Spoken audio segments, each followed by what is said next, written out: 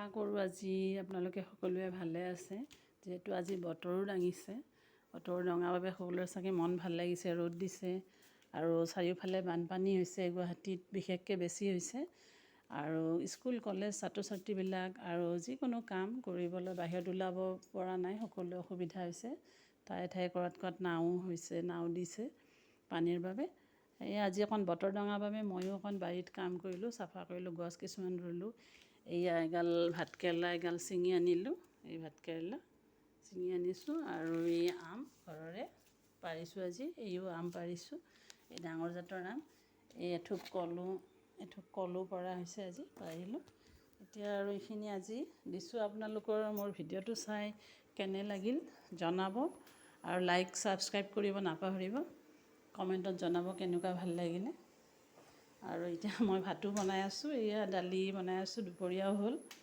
বাৰু আজিলৈ আপোনালোকক এৰিছোঁ, ধন্যবাদ।